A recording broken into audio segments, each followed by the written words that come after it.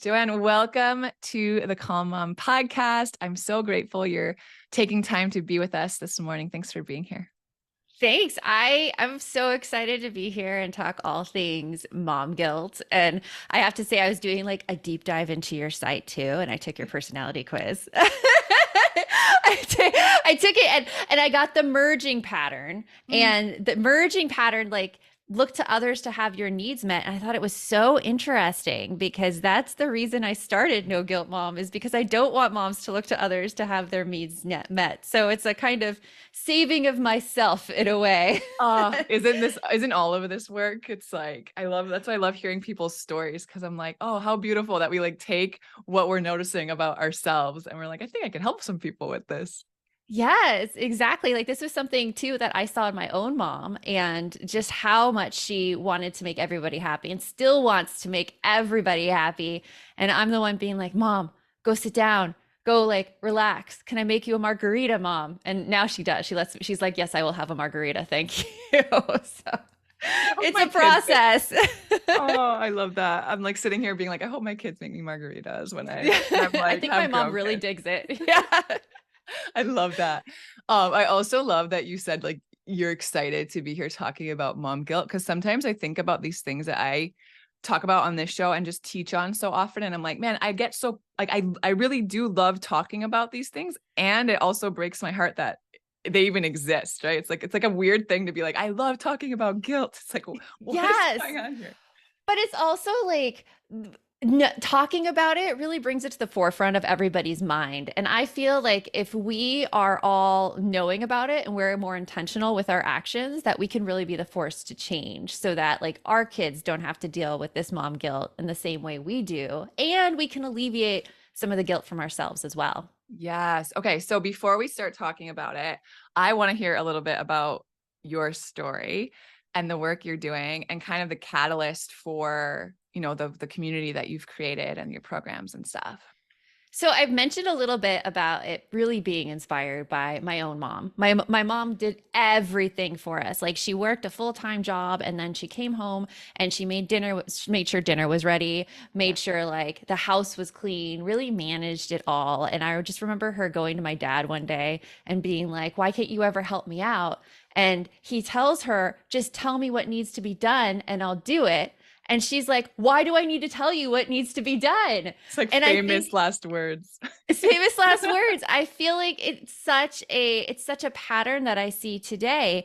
And what I saw in my mom, like I saw her stress, I saw her overwhelmed so much to the point like I was not excited to have children. Like I when I married my husband, I was like, let's wait, let's just enjoy life. Let's go out with friends and have fun. Because my parents didn't have me until they were like in their early 30s, mid 30s.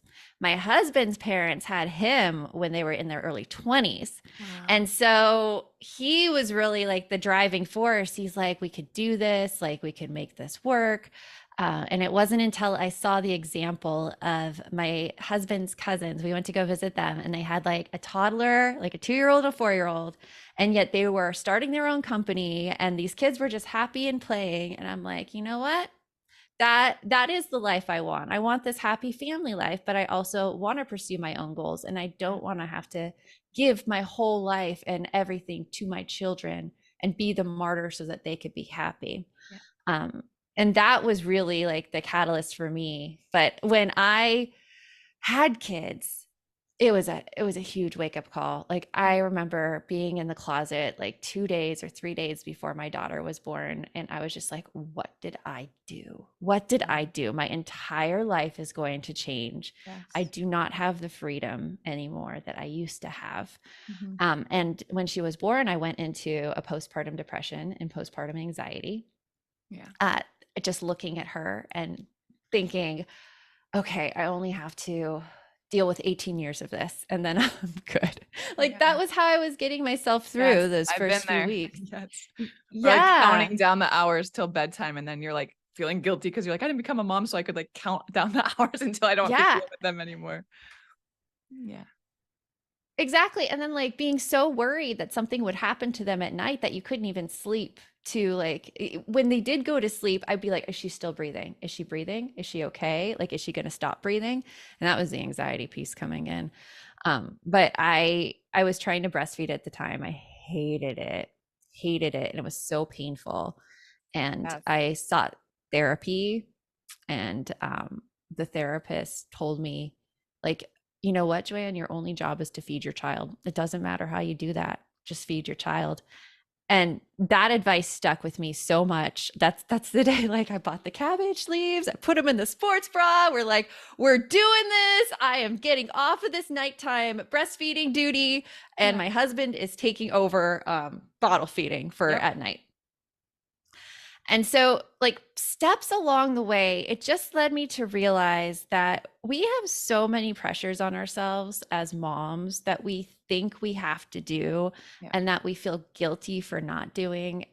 We sacrifice these pieces of ourselves because we think it'll make other people happy. And I don't want women to have to feel that way. And that's when I started my company, just to get that message out there, teach women sustainable ways of doing things, as well as encourage parent-child communication. I mean, I've had many careers in my life. I worked in the entertainment industry, at a talent agency as an assistant, and then as a producer at a production company in reality television. I then went and become an elementary school teacher. So I have all the child development knowledge and teaching education. And I brought all those things together, the high achieving work performance and the child development knowledge. And that is what I teach the women in the No Guilt Mom community and in our balance program, that yes, they can be really great moms, and they can have this really fulfilling adult life that's even better for their kids, because then their kids can see who they can become, and they can look forward to being parents because they see everything that their mom is and is accomplishing and is making her happy. So that is No Guilt Mom. I love it. And there's so much in that. I would love to talk a little bit about, I think you touched on it a little bit, but I think sometimes as moms, we can experience that guilt or like that icky feeling when it comes up. And I want to talk a little bit about some of the root causes of that, because I think like we can maybe grow in our awareness of it when we're feeling it, or we know that it doesn't feel really good. But I think sometimes we're a little bit blind of like, how did I get this way? Like what from society, or what from seeing my own mom do, or what was different in how she did and the expectations on her that are very different from the day-to-day life I live now, but I'm still trying to do all of those things that I think make a good mom. Like I'm assuming there's some mindset stuff in it, and then also just some stuff that's put on us by other people that we might not even realize isn't ours. Yeah, you mentioned most of it actually. Like, first of all, our society, and our cultural like ways, they've become ingrained in us, whether we realize it or not. I mean, even growing up in like the 80s and 90s, like seeing the television commercials of all of the moms doing the housework, doing the laundry, and all of like the quote unquote bumbling fathers, like sitting on the couch making a mess. I mean, that messaging stays with us. And so that's already in our minds of what a mom should be like. The mom's the caretaker, the mom makes the pretty things.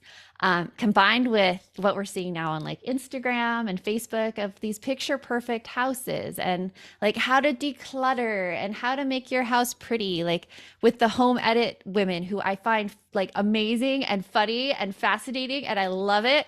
And at the same time, it's like, is this the ideal I'm supposed to be aspiring to have these My amazing, pantry will immaculate never look environments? like that. Yeah. It will not be color coded by snacks. Oh my gosh. When I saw that episode, I'm like, wait a minute, you didn't have any green snacks. So you had to put some more green snacks in there to like rip them. I'm like, this doesn't make sense. I can't Oh do my it. gosh. And then not only will I feel the guilt that it doesn't look like that, but then as I'm trying so hard, I'll feel the guilt that all I have in there is like mac and cheese and goldfish. Well, that would be a blue one and that would be an orange one. So it would complete the color coding thing. It's not organic, not Not necessarily healthy. Oh my goodness, yes. No, they have a lot of great messages in that show too, like how they have, you know, outside passions as well, like, and their husbands are really taking care of the home environment too. Yes. But you see those images of these immaculate home environments and you're like, oh, maybe that's what I'm supposed to be doing. Yeah. And then you see little snapshots of people's lives when their kids are really well behaved and not in the mood, and feeling judged if yours is like face down on the floor of Target screaming. And you're like, what am I doing wrong here? What can I like?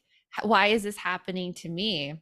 Yeah. And we don't have very much education, especially in child development, about how to work with kids and how to have kids who are self-motivated and how to really ask questions of kids and notice kids' behavior so that we can really get to the root problem of the behavior. We Yeah. could teach them what needs to be taught instead of punishing them and thinking that that'll solve it, because that never does.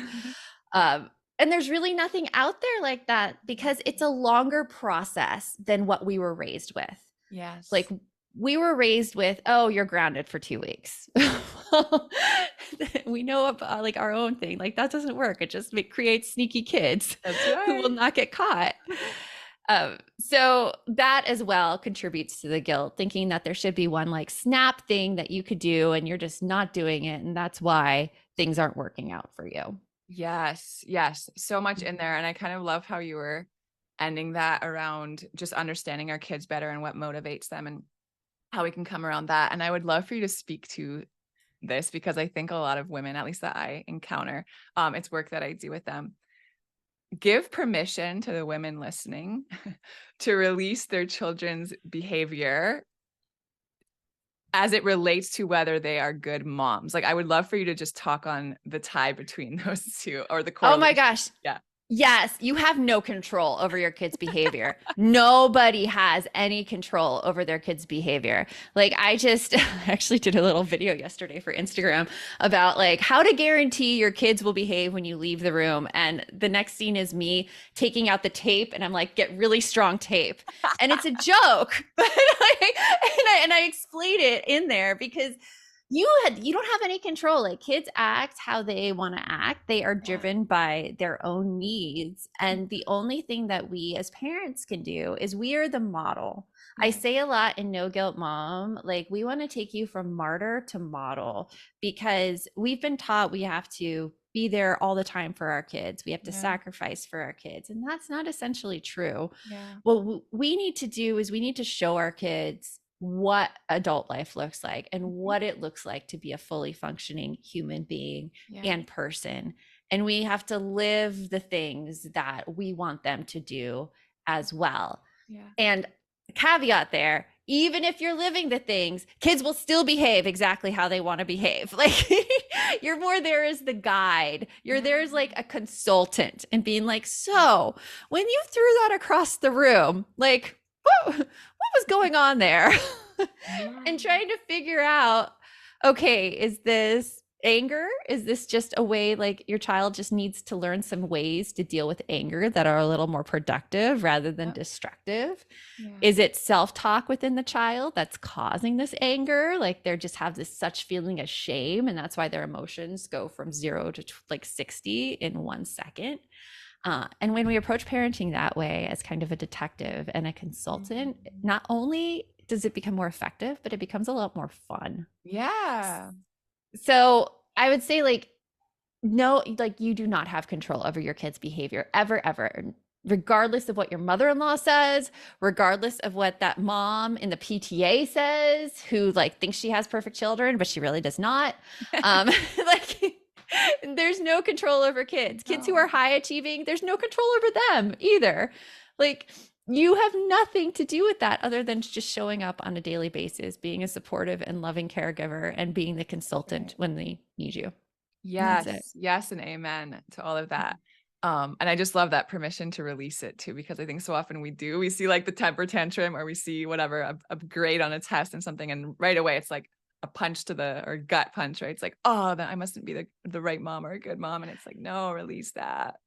Yeah, and it's also the thought process too. Mhm. Like, I know that you're a certified master life coach, as am I, and we know this connection between the action that happens and then the thoughts that we attach to it right away.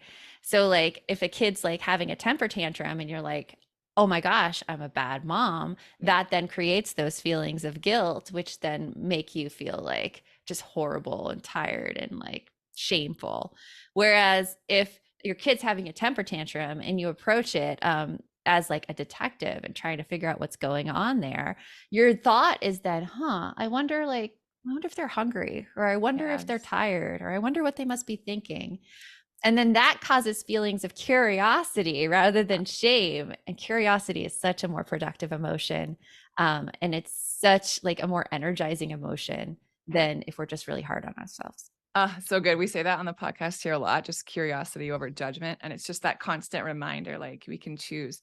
It's beautiful. Okay, so let's talk about the guilt, because I Mhm. think a lot of times we might even have an awareness of it, but then when we have it, we don't know what to do with it.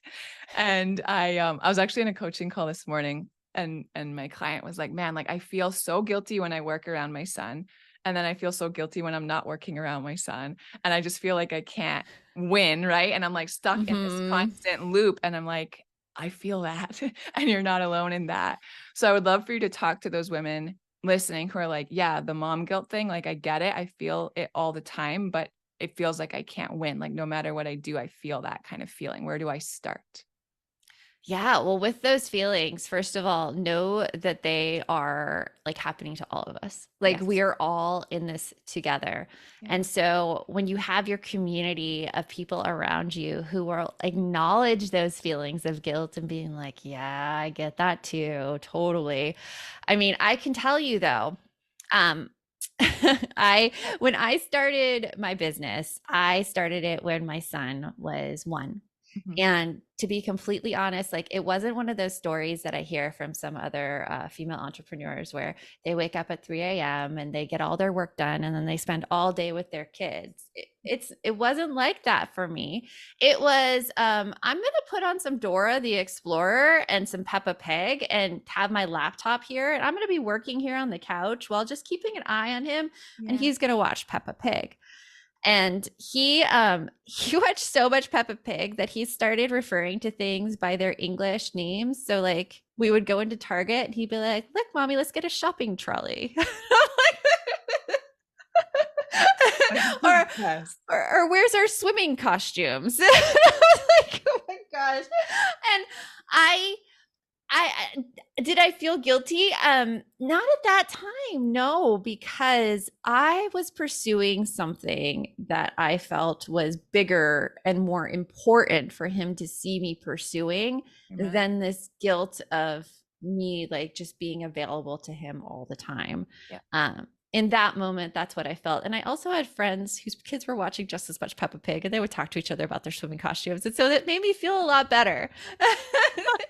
So having the community of people around you who Yeah. have the same and similar goals, who can normalize what you're going through, that is really the key. That's what like I seek to do in my community. I know that's what you seek to do in the Calm Mom community.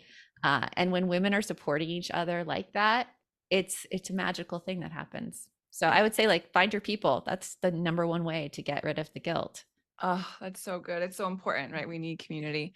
And it's part of part of why I think when I've experienced a lot of mom guilt, it's because I just care. Like I care so much, right? Yeah. But having other women to remind me like you're feeling bad about this or whatever it is, like whether it's valid or not, because you just really care. I.e., you're also a really good mom, a good mom because you care. Yeah, and I think like also a perspective helps as Yeah. well. Because I was a teacher in Title I schools. I was a fifth grade teacher. I saw the kids who were neglected, who came from like homes where they were just trying to make ends meet. And so it was a single parent and mom couldn't be there for her kids. So they were putting themselves to bed at 10 years old and they were responsible for their own routines. And some would come to school just in really dirty clothing and like you could smell like the smell. And then others, like there were stories about them I live in Arizona. So one son when one of my students had a story about, he was crawling through a tunnel and it was really dark with his family. Wow. And hearing those stories and seeing what other people are going through put a perspective on my own parenting that I was like, okay, even though I may not be the best Instagram mom, or maybe I'm not fitting into the society ideal, knowing that perspective that you are there for your kids, Yes. you are working the best you can for them. And the circumstances that your kids are in are, I wouldn't say like better, like everyone has their own unique challenges, but they're different and nobody's perfect and nobody has this perfect put together life. And Mm-mm. so when you think about it in terms of there's no sense of perfection, like the ideal exists because it's an ideal and nobody has ever achieved it. Right. It just makes you feel a lot more grounded in what you're doing every day, Yeah. knowing that you're making gains, you Yes. are there for your kids, you are loving your kids, Yeah. you are working towards important things for yourself. So you're Mm. showing your kids. That's also another great way to tackle guilt, is just to think and change your perspective a little bit. Yeah. There's this great book. It's a business book, but it really applies to life. It's called The Gap versus the Gain by Dr. Benjamin Hardy. Have you heard of it? No. No, it's so great. I teach this concept in our balance program too.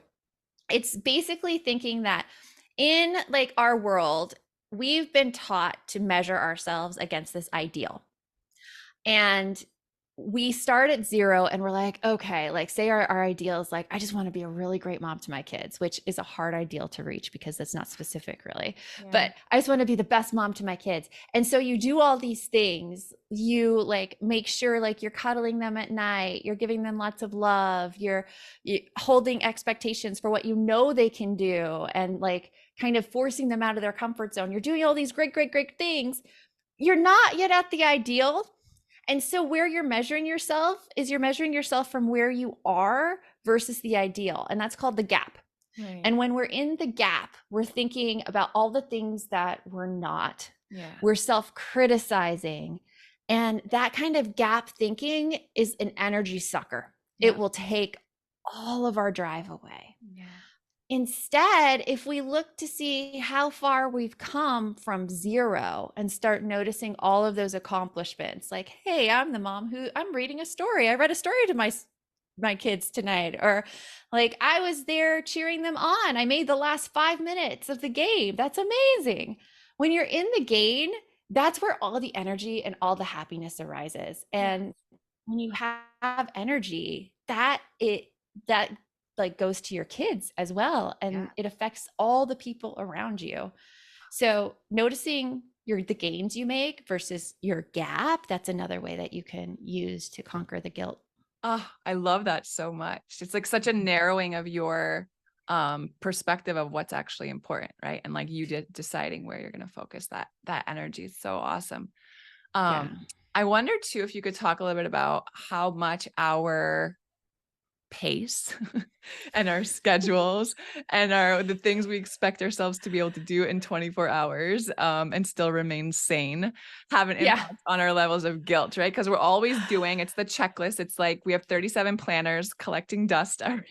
Like, Yeah. talk to me about how that factors in with guilt and how we can, reframe all of that to be living in a way that's realistic, really.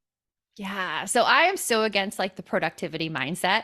Same. I mean, I think we were all raised. I mean, you got a law degree. You're obviously a high achiever. I could tell that about you. Like, I mean, you doing all the things. I've written 2 books, high achiever.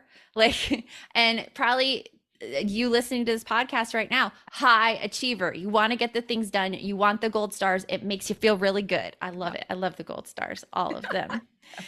um all of them. And so you're looking out to see what everyone else is doing, and you're like, I need to do this, I need to do this, I need to do this, I need to do this, and it never really works out. Yeah. My way to kind of go around this is you really need to be focused on what's important to you Mhm. at this time, and it needs to be something that is so exciting to you that every other decision of what you take on is so easy, because you're Mhm. like, well, that won't help this, so I'm not going to do it right now. For instance, like my goals in the past have been like, I'm going to write a book. And that's been my professional goal. And so every decision that came up, I was like, well, this is going to prevent me from getting this next chapter done. I need to say no. Or staying up late watching like TV, I won't be able to wake up tomorrow to work on this. So I need to go to bed right now. Yeah. And that was because the book excited me so, so much. And I made a commitment to it. I announced it. I like told everyone else around it. And with my personality, like I do not follow through, you know, I will do what I say I'm going to do. Yes. And so when you have those big priorities, you can easily say no. And so this goes back with productivity. Doing all these little reactive things, it's not going to get you anywhere, not anywhere at all. And when you step back from your life and you realize all of the stuff that you are doing that isn't contributing to it, like I talk about my Christmas breakdown in 2019, where was doing all of the things to get ready for the holidays. I had picked out all the kids' presents. I had wrapped them. I had RSVP'd to all the holiday parties. I had planned our family dinners. My husband had like so much stuff going on at work that he didn't come in and do anything that Christmas. And in addition to that, like my daughter's birthday is December 16th. My birthday is December 4th. Like December is just horrific. And like if I did it all alone. And the day after Christmas, I was just sobbing on the couch, like sobbing, because there was no joy in that entire month for me. I just felt like this relentless push to get everything done. And I also had this resentment against my husband for not having to have the same pressure I did to get all these things done. And that's the point where I'm like, okay, like something has got to change. And it was funny because my mother-in-law gave me Eve Rodsky's book, Fair Play, for that Christmas. Yeah. And that was the book I was reading on the couch that caused all of the crying and the sobbing, because I'm like, oh my gosh, like it doesn't need to be this way. Right. Like just because my husband is bringing in more money than me currently, it doesn't mean his time is more valuable, because I wasn't even asking him to help. I wasn't even like telling him like, hey, this is what I see that needs to be done, you know, beforehand. And we sat down as a family. We wrote down everything that was going on in the house, like everything. And he then took on the work from that. Like he had jobs that were specified as just his, and I have jobs that are specified as just mine, are so important because before the boundaries were unclear. Yes. And so if I saw something that needs to be done, I did it. Now, when I see something of his that needs to be done, I don't do it. I don't do it to the point that he now has natural consequences to deal with when it doesn't get done, which I think is the key. Yes. So for example, the garbage is his job. And when the garbage, we have like an under the counter garbage can. So when it fills up, we just start stacking it on the counter because I will not take out that trash. Like it is his job to take out the trash. We have a naughty dog. She's a 75-pound Staffy. And she likes to counter surf, which is, you know, jumping on the counters and finding what's on it. So the night before we had DoorDashed and there was a bag of like a taco that my son didn't eat. And I came into the living room and there was trash everywhere on the living room floor, torn up in the corner, like everywhere. And because I knew this was my husband's job, I didn't get mad. I didn't feel resentful. It wasn't an I told you so. I was like, well, sucks for him. And I turned around. And then I'm like, hey, so Addie, she got into the trash and I'm going to go take a walk. And when I came back, it was all cleaned up because it's his job. So that's like how important it is if we're trying to get all these things done, we are not letting go and we are not like assigning jobs to the other people in our house, or other people aren't even taking responsibility for these things. And when we let them take responsibility and let them take the natural consequences of that responsibility, things start to change. And so I would say with productivity, like that's really the secret, is to make sure that in your house, there are clearly defined roles and responsibilities. and that you let them go when they happen. I love all of that so much. And I want to hear more also about, so you walk into this room and there's garbage everywhere. Yeah. And you said you didn't feel angry and you didn't feel resentful and you didn't feel all these things. You walked out. And I want to know, like, were you always that way or was No. that a journey to get there? Because I know there's women listening that are like, I would love to let my husband suffer the natural consequences, but like I have to deal with it and then I have to smell the garbage and then my anxiety or my anger or whatever. And I think your point is true. Like we can only control ourselves. And if we're going to release some of this stuff, we have to get to a place where we can actually release it. So I mean, talk to us.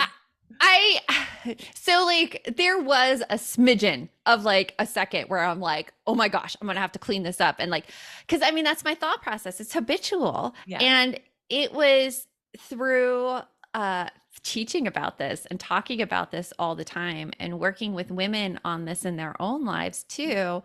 And then I also teach journaling, where we do like this self-compassion thing. And so Yes. doing my self-compassion practice regularly, my mind was able to take over in that second and turn it from, wait a minute, you don't have to be mad here. In fact, being mad is a symbol that something needs to change. And Yes. so with my anger, when it comes up, I'm like, okay, so what needs to change in this situation? And I have to say, for you listening, like that doesn't happen right away. This is a result of like a lot of like thought processing and practice and self-compassion that I was able to do this quickly. Beautiful. And I was like, okay, is this my job? No. Like, why did this trash get here? Because my husband didn't take out the trash. And I'm like, that's not for me to clean up. Yeah. That's for him to clean up. Yes. And so that's what I did. And that's also why I had to leave the house, because Love it. I knew if it wasn't happening right away, I would be like, it still needs to go there. It still needs to go there. But since he was the other adult in the house at that point, I mean, I knew the kids were taken care of if I left. So I left. Yes, I love it. And it like I'm hearing this as it relates to our husbands or partners. And so much of it relates to our kids too, right? Like Yeah. releasing so many things that we do in over functioning and things that we think we're doing in showing our love or that's best for them. And really asking ourselves, right? Like how much of this can I release or is it actually better for them to learn to do this on their own and suffer their own consequences and then Yeah. right? Yeah. Well, I also think about like the impact on my kids and what they see. Like if I Yep. had to clean that up, it's not something I would do happily. It's something I would do resentfully. And I'd probably be stomping around the whole kitchen. And then I would be passive aggressive mad to my husband. And he would have no idea what's going on because he didn't see the mess because I cleaned it up before he saw it. Like, and so I think down those chain of events and I'm like, do I want to either ruin this relationship I have with my husband and cause this mood in my house? Yeah. Or do I just want to set my boundary, let him take care of it, and then go for a walk to cool down? And at that point, the choice became easy for me. Yeah. Okay, so I kind of want to end it here because it's something I've been thinking about as we've been talking. Are there types of guilt in this work that you do that you see come across that are actually beneficial or helpful or spur us on to something where we can kind of have this differentiation like, okay, I'm feeling this. Is this pushing me towards something better or is this like pointless guilt that I need JoAnn's help to deal with? That's a good question. So I don't think any guilt is really pointless. I think that guilt is really giving you some indication of either where you have some anger and things need to change, or maybe like where you have a thought process that's holding you back. Like, I really think guilt is a key to figuring out how to, next level yourself, how to change as a person. And so like when you're looking at good guilt could be something like I mean, I had good guilt when I was looking at pictures of myself when my daughter was 1 and I was just so unhappy with the way I looked. And Mm. I remember my mom going through the same thing and seeing with her like how unhappy she was with the way she looked. And I know that goes down generations. And at that moment with that guilt, that was the time I'm like, you know what? I don't ever want my daughter to see this in me. I'm going to get a handle on this right now. And I went to therapy and I started like eating better and more nutritiously and working out so that I had like the strength back in my body. And so in that terms, like guilt did spur me to action Yes. in that moment. Yeah. So it's always about the introspection and to figure out what is exactly going on here. Because it's not one of those things where you can just be like, I'm guilty, ignore that. Like that never works. There's always something else going on that we need to pay attention to. And I say, like, the best mom is a happy mom. And Yeah. so if you're not happy right now, there are reasons for that. And when you figure out those reasons and you're able to make changes in your life, that's powerful right there. Yes, yes. So wise. I love that. I completely agree. So much communication going on. If we get again curious, right? Like all comes back to Yes, that. it's all about the curiosity. Yes. Okay. I want to hear about your books. I want to hear about your programs. I want you to tell everyone where they can find you and connect with you. Give it to us. Yeah. So, our big program in No Guilt Mom is our balance program, where I take you through the steps of taking that guilt out of your life and making sure that you are pursuing something that you're passionate about, that lights you up, while being a great mom, Yeah. while having great communication with your kids, your partner, everyone. That's our balance program. And we have phases in it, and there's a prize at the end. Like, So I am a fun. competitive person with a gold star, And so when women complete our balance program, they get something called a Lotus Award, which is a really gorgeous necklace. And it just like, Yeah. it shows that you have put in the work, you have the tools for communication and for self-compassion and for setting those boundaries. And you have a really big goal and a big life mission that you're going for. Love And so that is balance. And the way to get more connected with me is you can go get our Stop Doing checklist, which we talk about a lot of the things we talked about today, those things that you can give yourself permission not to do. And that's at noguiltmom.com/stop-doing. You can get it there. And just come there to connect with me. When you get the Stop Doing checklist, you also get emails from me with our Monday newsletter, where I give you like little quick things that you can use in your parenting, like things like, we don't have much time, I know. So I want to give you a good nugget that you can put to use right away, that you're going to find success with and just feel very confident all Monday long and hopefully through the last of the week. Yeah. So that's No Guilt Mom. Come and see me. Yes, I love it. Thank you. Thank you for being here, and thank you for this work that you're doing and just leading in this space. I think it's so powerful, and this is the real work. This is work that has generational impact. So it's so beautiful that you're empowering women, powerful women, helping them find their way through this guilt, to show up how their families and communities and everyone needs them and how they deserve to show up. So grateful for you. Thank you. And I love your work as well. And I'm so excited to have you on the No Guilt Mom podcast too, because we get to like go and flip to each other's shows and talk more there. So if you're listening right now, make sure to come and listen to Michelle on the No Guilt Mom podcast. Yes, for sure. I'm going to link all of that. I'm going to link the books that she referred to today, her books, and then also The Gap versus the Gain. And I'm Good going to book. link Fair Play too, because I talk about that as often as I can. I love Eve. I Yes. have it like right here on my bookshelf. I always use it. Yeah, she's been on our podcast twice. She's the most amazing person, the most amazing. I love that. Amazing. Maybe we'll have to reach out to her too. Well, thanks. Just thanks for being here. This blessed all of us. So appreciate you. Thank you. You too.